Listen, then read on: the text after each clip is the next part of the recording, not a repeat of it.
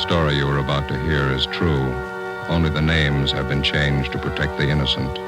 Fatima Cigarettes, best of all long cigarettes, brings you Dragnet.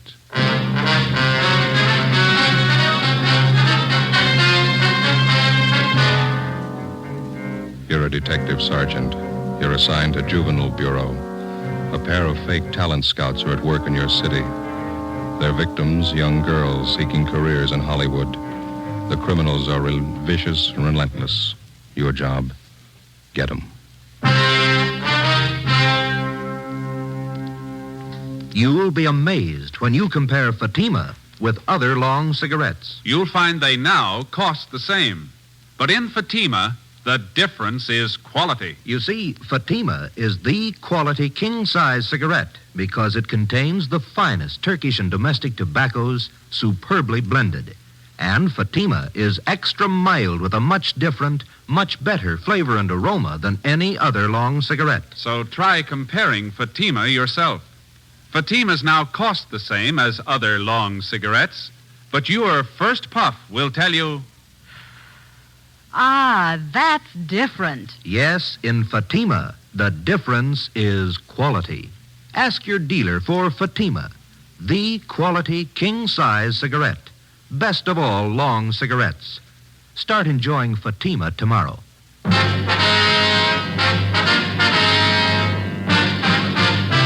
Dragnet, the documented drama of an actual crime.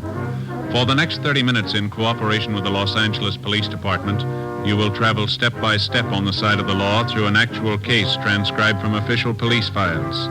From beginning to end, from crime to punishment, Dragnet is the story of your police force in action. It was Tuesday, May 7th. It was mild in Los Angeles. We were working the day watch out of Juvenile Bureau. My partner's Ben Romero. The boss is Inspector Bowling, Commander, Juvenile Division. My name's Friday. It was 10:13 a.m. when I got to 1335 Georgia Street, second floor. The squad room. Hi. Hi, Ben. Did you pick up that latest run the stats office made for? No, I don't think they got it ready yet. Notice there in the book it's been ready since yesterday. You were over there. You could have picked it up. Well, yeah. What's the matter with you this morning? Don't you feel good? No, just this stinking cold seems to be settling in my chest. Miserable. Yes, sir? Can I help you? Oh, yes. I'd like some information, please. This is the Juvenile Bureau, isn't it? Yeah, that's right, sir. What can we do for you? Oh, mind if I sit down? I'm climbing those stairs.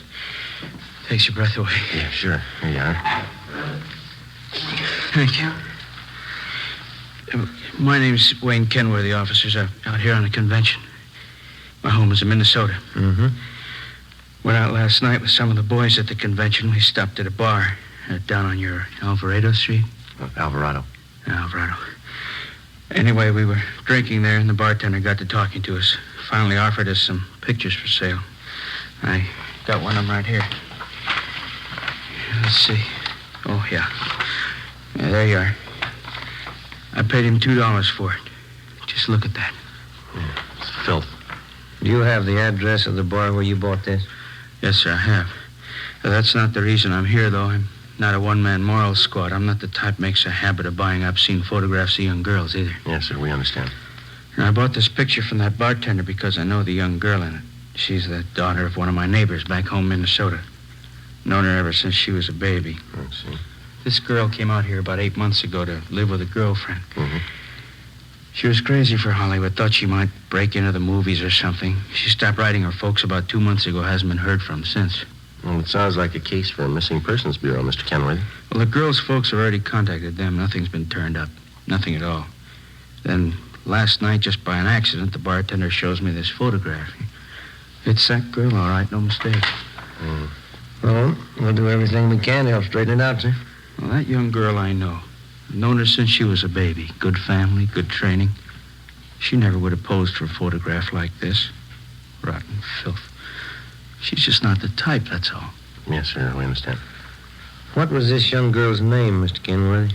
Lois Brewster, that's her real name. When she wrote her folks, she was using another name while she was out here. Thought it might help her movie chances. Drake, I think that's what it was. Linda Drake? Yeah, that's right. About 5'4", 115 pounds, dark hair, dark eyes. That's right. Yeah. You know where she is? Oh, yeah, we do. We had her case called to our attention.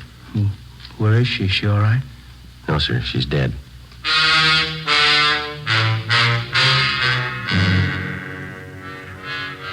Two days before Mr. Kenworthy walked into Juvenile Bureau, the body of a young girl had been washed up on the shore just below the beach town of Venice.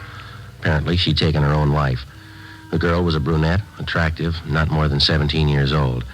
There was no identification on the body except for a rent receipt found in one of the pockets of a cotton jacket that the girl had been wearing. The rent receipt was made out to Linda Drake. It was signed R.L. King, 876 Peoria Avenue. The address was checked out, and R.L. King was found to be the girl's landlady. After identifying the body, she told investigating officers that Lois Brewster, alias Linda Drake, had lived at her rooming house with a girlfriend for about 6 months. The girlfriend's name was Joyce Fowler. The landlady went on to explain that the two girls had moved out about a week before without leaving a forwarding address. The Fowler girl had said that she would call back for any mail that might be delivered to the Peoria Avenue address. There had been no other leads to the dead girl's background or identity until her former neighbor from Minnesota, Mr. Wayne Kenworthy, showed up. Later that day, Ben and I met with Inspector Bowling and briefed him. Dirty, rotten business. I'll buy that. How far have you gotten with it? Check the dead girl's prints with the missing persons bulletin, Miss Lois Brewster. We notified the girl's parents in Minnesota. They're coming out to claim the body. It's pretty tragic. She's an only daughter. 17 years old. Same old story, we figure, Skipper. Some phony talent scout grabbed her and showed her the bright lights, got her to pose for those pictures one way or another. They can make a teenage girl go one of 100 directions after that. This one ended up on a beach. That's all I care about now. How about the girlfriend Lois Brewster was living with? Joyce Fowler? No word so far. Well, what about it? Any ideas?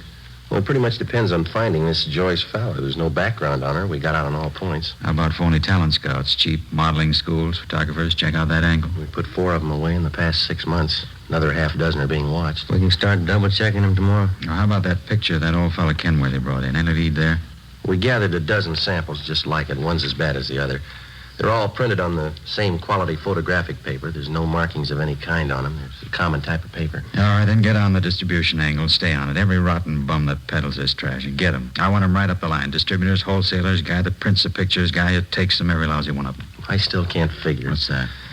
Well, the Brewster girl is a good home there, good training. She knew right from wrong. Kids don't forget that in a hurry. That might have been her trouble. How do you mean? She remembered it.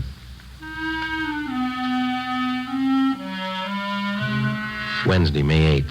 6 teams of men from Juvenile Division, working in conjunction with the Detective Bureau, started the drive against the obscene literature and photography traffic.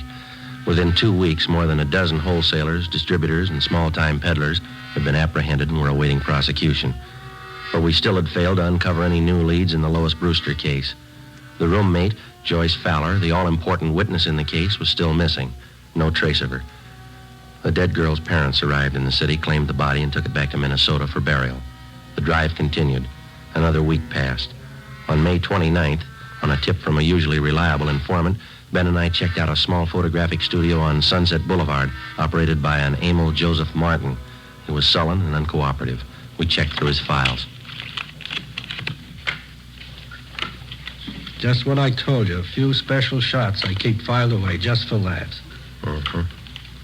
Once in a while, a friend drops in. I print one of them up for him. Yeah. Hold that one up to the light. Some of them are nice-looking dolls, huh? I print one up for my friends once in a while. What kind of friends do you have? Huh?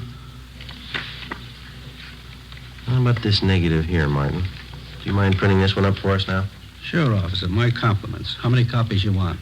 One's enough. If you say so. Let's see. Yeah, one of the best. I'll print it up right now. This way.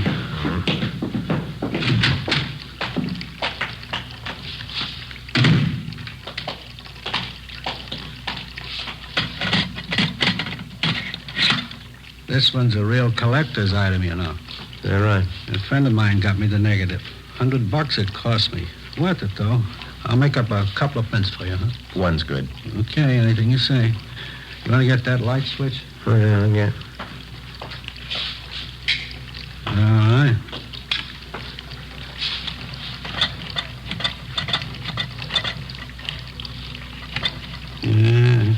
Beautiful negative. Yeah, you picked a good one, all right. Yeah, get the paper in here.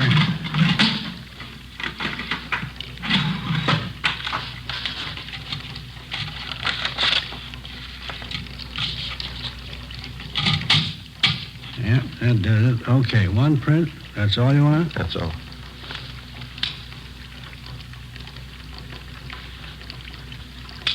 Okay, let's put it in the soup.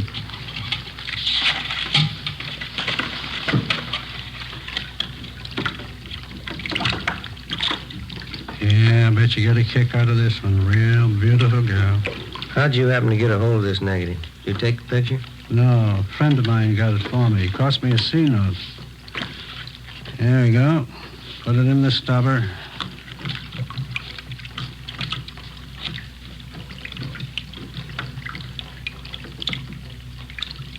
There we go. Uh-huh. How about that? How about the guy you got this negative from? Did he take the picture? No, he bought it from somebody else. Don't know who. Cost him $350. Worth it, though, huh? Ah, isn't that beautiful? We've seen her before. Oh, that's so, you know her? Only from her pictures. Oh. Of course, you understand I didn't take the picture. I just bought a negative, that's all. You couldn't tag me for that, could you? We're going to try, mister. Get your coat. Oh, no. Wait a minute now, officers. I'm small fry in this operation. You know that. You want the big fish, right? We want all of you. You know who they are? Well, some, maybe. Must be worth something to you. Well, you know better than that, Martin. If you cooperate, we'll mention it in our report. That's all we can do. No promises. Not a very good offer. You're not in a very good position. Yeah. How about it? All right, I'll tell you. Emil J. Martin was booked at city jail for violation of 311 PC. His file of lewd photographs and negatives were impounded and booked as evidence. With the help of information which the suspect had given us, we were able to round up 3 wholesalers and another distributor of obscene books and photographs. Each one of them was questioned thoroughly. We ran into the same old routine. They denied knowing anything about the man who was masterminding the racket or where he was operating from.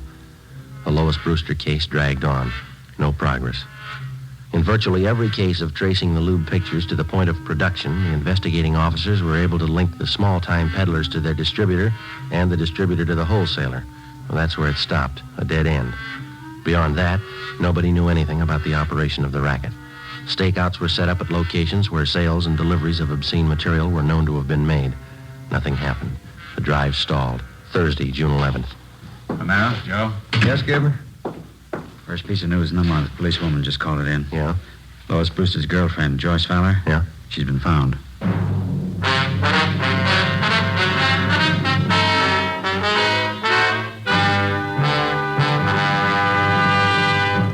You are listening to Dragnet for the solution to an actual case from official police files.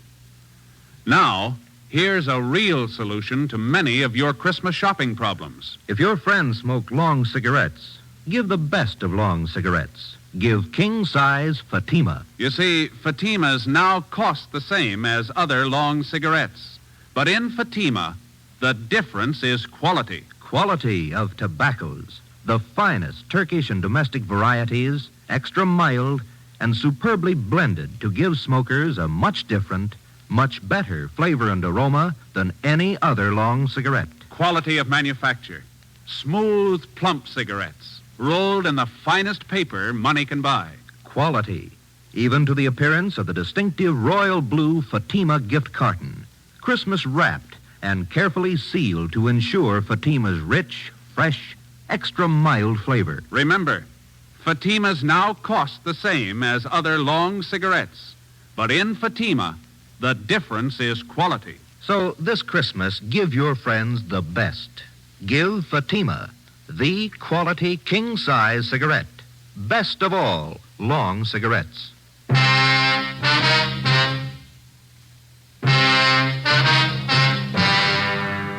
Like most organized crime, the traffic in obscene literature and photographs is a racket jealously guarded because of its heavy profit. It's nationwide, and every year it nets millions of dollars for underworld promoters and their employees. As an organized business, it's one of the most vicious and insidious rackets that exists today, despite the fact that many citizens regard it lightly. Thursday, June 11th, 10 a.m. Ben and I met with policewoman Paula Johnson. She told us that the previous evening, Joyce Fowler, the girl Lois Brewster had been living with, had gotten into a brawl with an unidentified man at a bar on Sunset Boulevard. Police officers arriving at the scene identified her as the missing girl and handed her over to juvenile authorities. At 10:30 a.m., Joyce Fowler was brought to the interrogation room. She was a tall brunette, fairly attractive. She looked older than her age. Together with policewoman Paula Johnson, Ben and I questioned her. I was out on a date with this man. We were sitting at the bar, and he started saying things I didn't like. What a row, that's all. The man seemed quite a bit older than you, Joyce. Was he a good friend of yours? Friend. He was about 50, I guess. I thought he was all right. He wasn't. How old are you, Joyce? 21. We've checked your background, Joyce. You might as well tell the truth. All right, I'm 17. I'll be 18 next week. Look, can't I go get an aspirin? I've got a terrible headache. I got some in my locker. Be right back. Okay.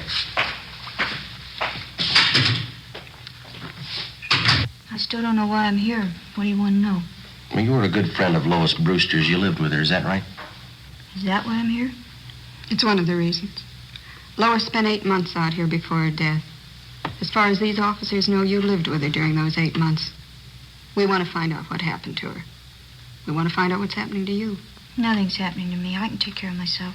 That's what Lois Brewster thought, Joyce. How about it? You tell us? She didn't know what she was doing. I don't know what happened to her.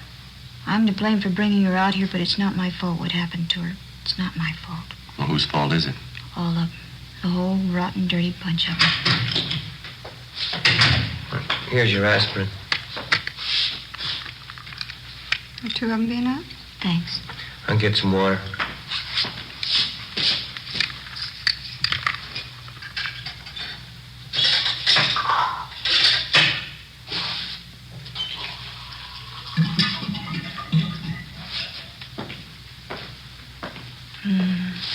Is something wrong, Joyce? Don't you feel well? I'll be all right. Right, here you are. Thanks.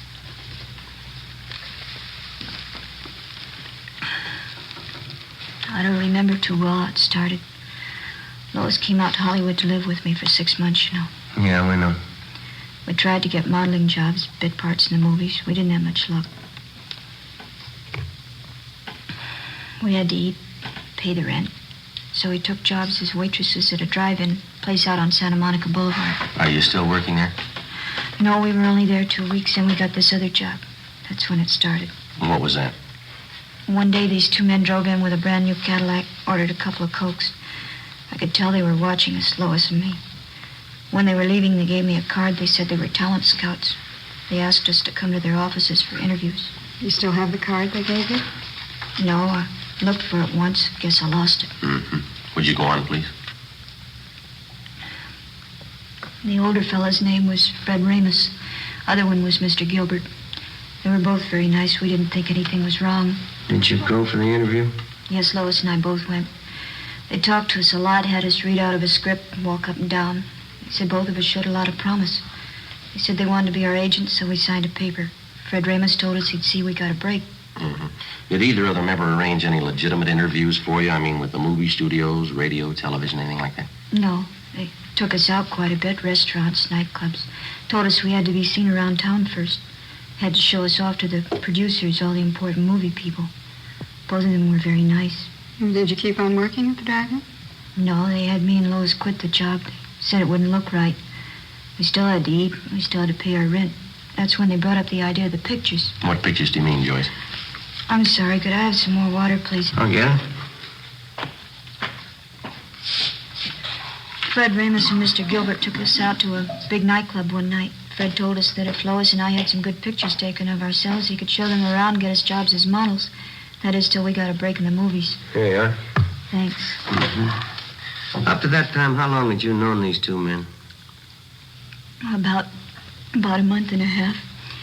I didn't see anything wrong in it, so Lois and I went to this photographer's studio with Mr. Ramus, and we had our portraits taken. Regular pictures. Oh, excuse me, Joyce. Did both of these men know how old you girls were? We told them the truth. We were both 17. Mm-hmm. And what happened after that? Mr. Ramus came back and said he'd found an advertising agency that wanted to buy pictures of Lois and me. He said we'd get $20 apiece every time we posed. For portraits? No, for posing in bathing suits, pajamas, things like that. They were supposed to be for magazine ads. In about a week, he brought us to his office and said the agency wanted us to pose without clothes, without anything. He said he'd pay us $40 for that. Oh, go on, George. They showed us lots of pictures of models like that. They talked about it all the time. We kept saying no, both of us, Lois and I. Did you ever agree to pose for the kind of pictures they wanted? You can't agree to something you don't know about. I don't know how it happened, but it did. Mr. Gilbert and Fred Ramos, they kept taking us out. We used to drink quite a bit with them. Went on for weeks, I guess.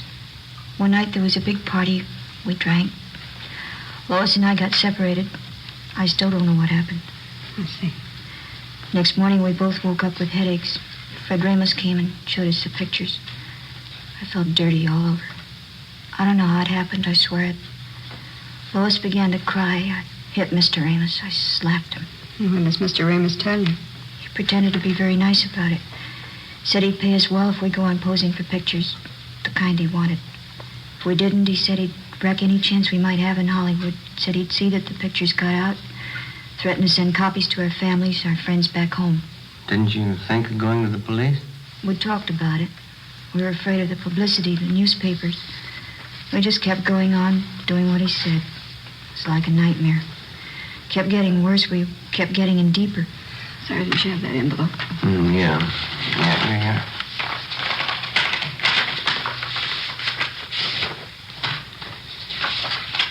You recognize these pictures, Joyce? Yes. Mr. Ramos and Mr. Gilbert, they have you pose for these? Yes, that's some of them. We always drank a lot so we wouldn't remember. That's not why Lois is dead, though. Those pictures aren't the reason. Well, how do you mean, Joyce? Ramos and Gilbert, they'd fix up dates for us. They said the men were their friends. 3 or 4 times a week they'd call. We had to go out with them. We had to do what they said. One morning we got home about 5:30 in the morning. Lois changed, said she was going for a walk. I went to bed. She left a note. I never saw her again. I see. Romero? Oh, yeah, just a minute. It's that long-distance call we placed to your home, Joyce. Sure on. Oh, thanks. Hello? Yeah, it's me, Joyce. Yeah, it was just a mistake. Yeah. How's Uncle Henry? Swell. No, it's all right. Don't you worry. Yeah, all right. I'll write you tomorrow. Yeah, bye. Thanks for placing the call, Sergeant. You're welcome. Glad to do it. Anything else you want to know? Yeah, there's just one more thing. Do you still have that note that Lois Brewster wrote before she died? No, I lost it. I remember what it said, though. Yeah. It said, I'm sorry. It was signed Lois. That's all.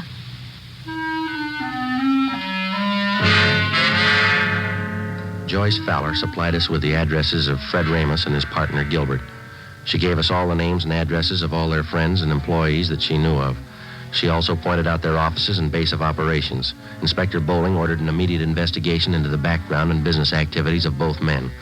Previously convicted wholesalers and distributors of obscene photographs were called back in and re-questioned. We finally completed the missing link in the supply line from the peddler to the producer. 5 former workers for Ramos and Gilbert fingered them as head men controlling the racket. Their offices and studios were raided and their files seized as evidence. On June 18th, Fred Ramos and his partner, Harold Gilbert, were placed under arrest. What's the pitch, Sergeant? What's this all about?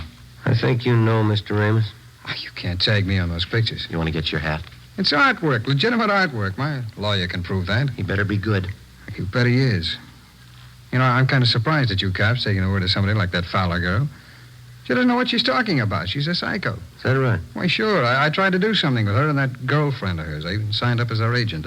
They were hopeless. You've got quite a stack of negatives here. Pictures of both of them, 17-year-olds. They're just candid shots, you know.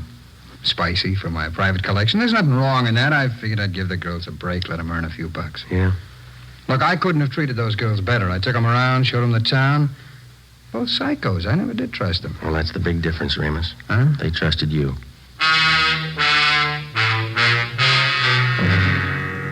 Fred Ramos and Harold Gilbert were brought downtown to Inspector Bowling's office. Joyce Fowler was seated next to the desk. Gilbert was brought in. She identified him. He was taken out and held for booking. All right, bring in the next one. All right, come on.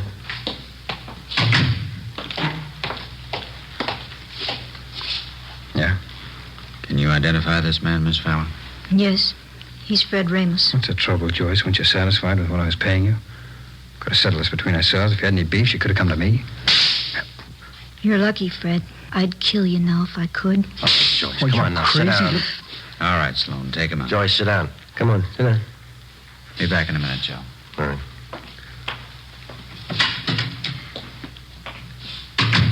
I'm sorry. Doesn't do any good. Are there any more? No, that's about all. You've helped quite a lot. Yeah, glad I could do it. Is that all, Sergeant? Well, for now, yeah. You'll have to testify at the trial. After that, the juvenile court's going to keep in pretty close touch with you. I see.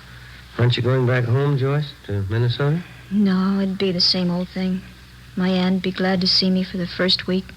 Then she'd start all over again, hollering at me, picking. Wouldn't be any use. What are you going to do out here, Joyce, you know? I know a nice fella in Santa Monica. He's going to get me a job at a brand new drive-in. Cute uniforms. But I don't think juvenile court's going to let you take a job like that, Joyce. I hope so. A lot of talent scouts go there. Radio, movie producers. They might notice me. Yeah? Never can tell. Might lead to something.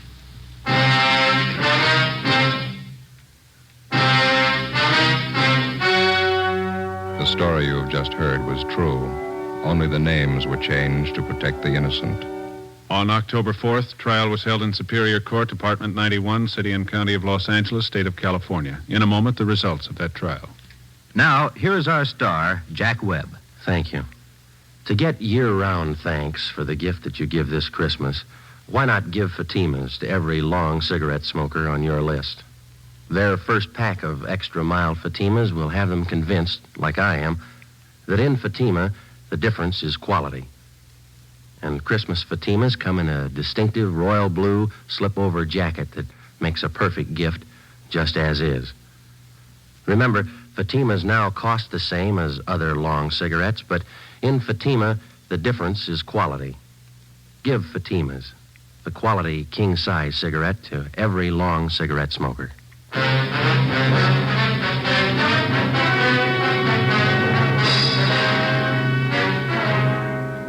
Fred Ramos and Harold Gilbert were tried and convicted on several counts of rape and lewd conduct. They received sentences as prescribed by law and are now serving their terms in the state penitentiary.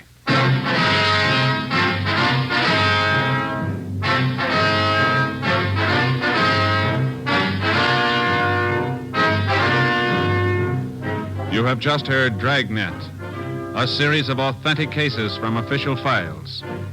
Technical advice for Dragnet comes from the Office of Chief of Police W.H. Parker, Los Angeles Police Department.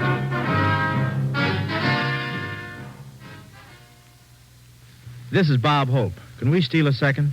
Chesterfield always wins first place. That milder, mild tobacco never leaves an aftertaste. So open a pack, give 'em a smell. Then you'll smoke 'em. Don't forget to give Crosby for Christmas. I mean the Chesterfield Christmas carton with Bing as Papa Santa Claus.